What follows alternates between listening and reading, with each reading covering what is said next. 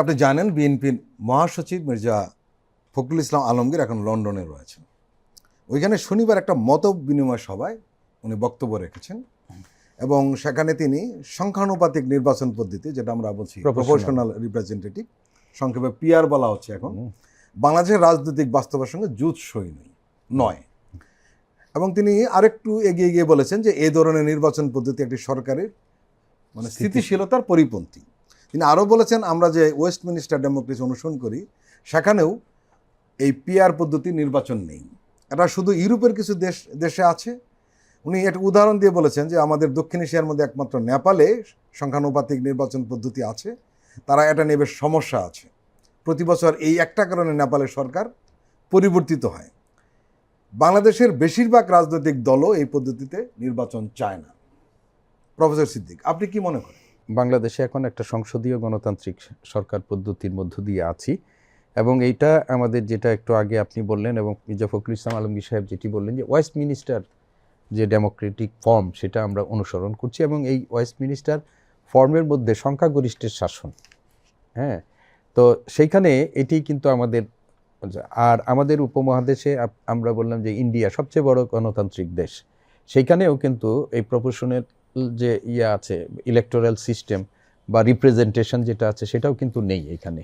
আর যেটা আমরা বলেছি যে ইউরোপের যে দেশগুলোর মধ্যে আছে সেই দেশগুলোও কিন্তু ছোট ছোট দেশগুলোর মধ্যে এখানে আছে, যে বড় দেশগুলোর মধ্যেও কিন্তু এই পদ্ধতির সরকার ব্যবস্থা নেই। তবে এই সব পদ্ধতির সরকার অনেকেই বলে থাকেন যে এর মধ্যে মানে পার্টিসিপেশন, পিপলস পার্টিসিপেশন, পলিটিক্যাল পার্টির পার্টিসিপেশন এগুলো বাড়ে। এইটা তো একটা ইতিবাচক দিক আছে, কিন্তু ঝুঁকি যেটা হয়, মির্জা ফখরুল ইসলাম আলমগীর সাহেব যেটা স্পষ্ট করেছেন যে এই ধরনের সরকার যখন হয়, সংসদে যখন সব দলের প্রতিনিধিত্ব এর ভিত্তিতে যখন সংসদীয় প্রতিনিধিত্ব মানে ভোটের ভিত্তিতে যখন হয়, তখন সংসদ এবং সরকারের স্থায়িত্ব নিয়েও কিন্তু একটা বড় রকমের হুমকি তৈরি হয়।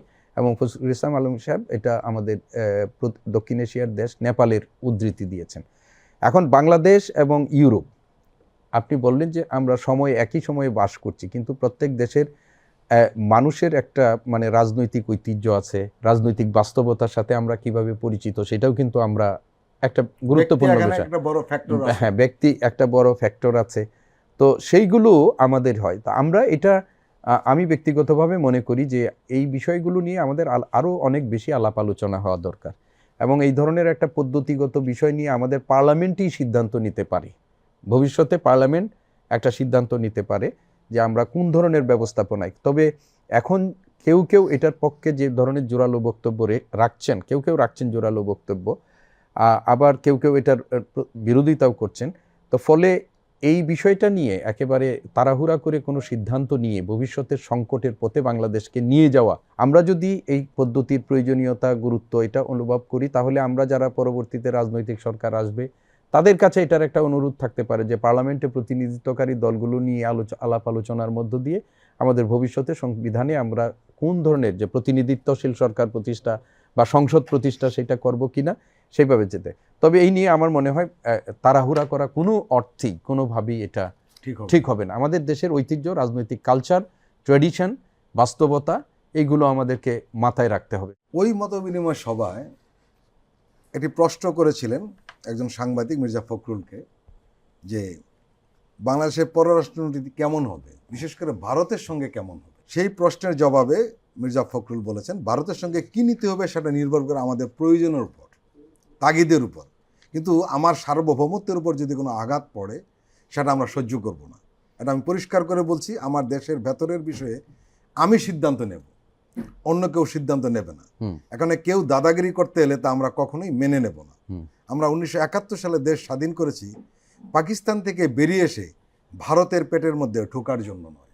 ভারতের সাথে আমরা বন্ধুত্বপূর্ণ সম্পর্ক চাই, এটা পৃথিবীর অন্য যে কোনো দেশের সাথে আমরা যেরকম বন্ধুত্বপূর্ণ সম্পর্কের বিশ্বাসী, ভারতের সাথেও তো আমরা বন্ধুত্বপূর্ণ সম্পর্ক চাই।